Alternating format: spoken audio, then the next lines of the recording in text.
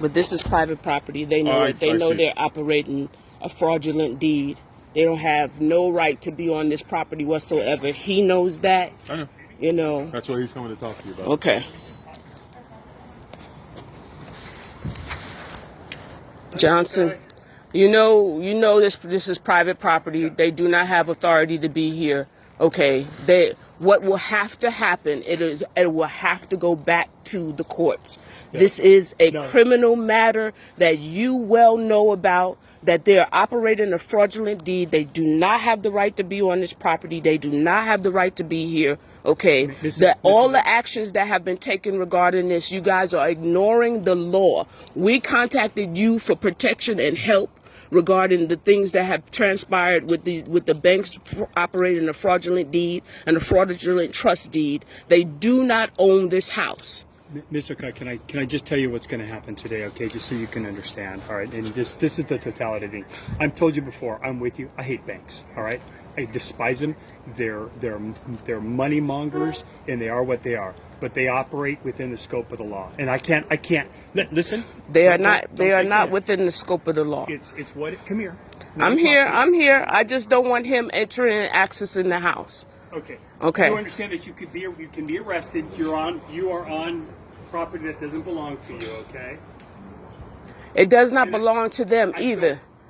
What has to happen is, number one, I am a tenant here. Okay, I have not been given notification in reference to leaving this property. So lawfully and legally speaking, then an eviction notice. Right now, what you're doing is this is called trespassing. No, they would be trespassing. No, ma'am. They would be trespassing. You have been served. James. No. Everybody's been served. No. Everybody has not been served. I have not been legally and lawfully served pertaining to the situation with this property. No, I have not. Well, so this is not going to end well for you personally, and I don't want it to get to that point because, like, quite frankly, you're playing into the bank's hands right now, and I don't want you to do that. Right. Just like I didn't want James to do that. James is a good man. You and I both know that. Yeah, but yet and still, y'all got him sitting in jail, acting like that. It's not me. Okay. If you want to come talk to me, we can work this out. I'm not going to scream across the fence and talk to you. Okay. All right. This is what we're going to do. I will comply. Okay. Because it is not my intentions to go to jail in reference to anything. But I'm going to ask you to give me 1 hour. Honestly, give me 1 hour. Because I have to clear my stuff out of here. I'll tell you what we'll do. Is we will stand by with you while you do that. No, I can't have that be the case. Well, these are all. But my choice right now is this bank is driven down here. They have a right to be here just to evaluate what's going on in the property. It's their property. Right now, you are trespassing. So it's my job then to preserve the peace. And if you resist for some reason, my only enforcement action I have available to me is to place you under arrest for trespassing. I don't. You guys will. All right, we're trying to get James out of jail right now. I don't want this to go any further than what it's going now. Okay, I have no desire to put that man in jail. He's in the last part of his life. He doesn't need to be there. And then now I don't need to exacerbate this by putting you in jail also. That's just good over a piece of possession. Who the hell cares about this? I know you're a God-fearing woman. I know you are, because you and I have had many conversations.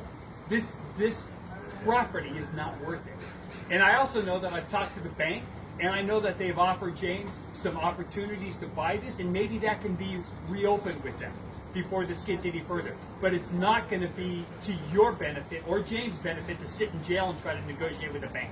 And that's, we're not the right tool to deal with this. No, you're not. It should be being addressed in court. And all the things that we did in regards to dealing with the situation, we did it lawfully and legally, abiding by all rules. Okay, you guys are the only one that are not operating by the law.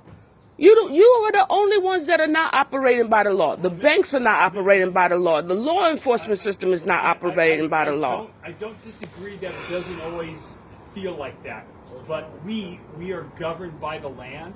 As cops, we've got to follow a strict point of law. And sometimes it benefits us, sometimes it doesn't. Sometimes it benefits you, sometimes it doesn't, depending on where it's at. And it's not a perfect system, but it's better than Russia. Because if we were in Russia, we'd have already kicked in the door, we'd have already broken out the windows, and we probably would have already had you sitting in the back of a police car. But because we're in this land, you and I are sitting here talking through a fence on a property that you don't own, the bank owns, and I'm trying to do this peacefully because, one, I care about James and I care about you, and I don't want this to go further than it has to go. Because this is, right now, we're at a tipping point where things can go terribly wrong, and that's not where this needs to go. This is ridiculous. You guys need to regroup and figure out your next strategy with a decent attorney that can help you do what needs to be done. I'm in agreement with you. I'm not going to fight with you. Because like you said, my life is more important than this house. However, the property that's inside this house, okay, tell me right now what's going to happen with the possessions that are inside this house. Let me talk to you, because I don't even know. I'm just here to preserve the peace. I have no idea. Okay. This is not some great concerted effort that we've all met in a room somewhere where we're gonna strategize on what we're gonna take. I have no idea. I'm just here to preserve the peace. And because I have a lot of knowledge on this, they dragged my butt out of my desk so I can come out here and stand here and talk to you because I know what's going on. So let me go talk to her and find out what they're going to do exactly. Because there's a lot of stuff in this house that are valuable possessions. Right. I get that. I've been in there and I know that. I know they're James's mom, James' dad. All that stuff's in there. I've seen it. I know what's in there. So I can appreciate that, and I don't want him to lose it. I think that they were trying to get that to him, but he didn't want to move it from the property. And I think that they actually legally, they actually own the possessions inside it, but I think that they're reasonable people. So let me see if they can give you time to grab what's valuable real quick, and then see what they plan on doing today, okay? And then I'm sure that they would stand by with you on, and I know that they've reached out to you before in the past, or they've reached out to James, and they tried to coordinate an effort for him to get his property, what he thought was valuable that he wanted to keep. But I think he's just kind of stuck at, well, you're not taking my house, you know. Because it's all unlawful. I know. So let me talk to him real quick.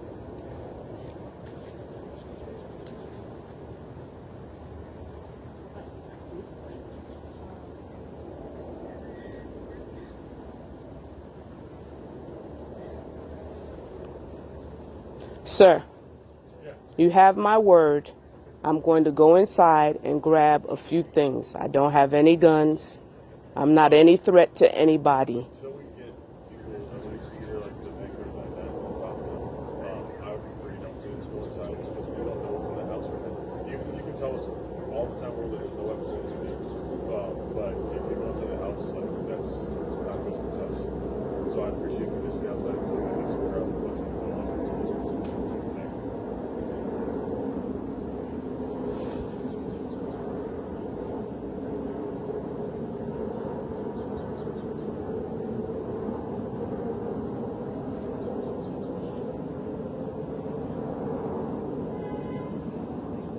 This is all fraud.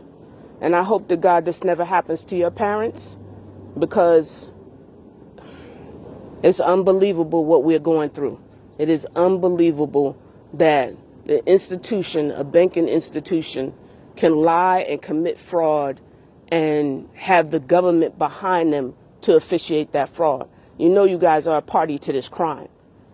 They have made you a party to this crime. Both the theft of this house, everything that has happened to Mr. Tillory, him being in jail unlawfully, they've made you a party to their crimes. And may God forgive you for being on the wrong side of the law in reference to this. This doesn't make any sense. This doesn't make any sense. You know, they got fraudulent documentation. They submitted that to the courts, and the courts acted on it.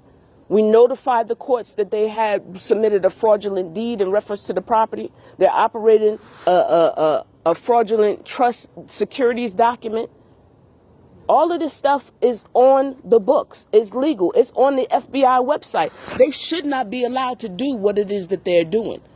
But instead of y'all adhering to the law, and we went to the law, we went to the district attorney's office, we went to the FBI, we came to the police, we came to the sheriffs. Prior to all of this even transpiring, we did what we were supposed to do pertaining to getting the situation addressed.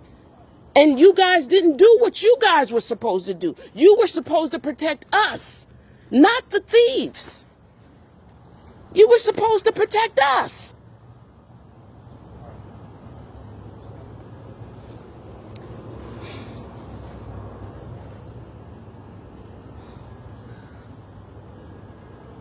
All right, Mr. Guy, this is the plan.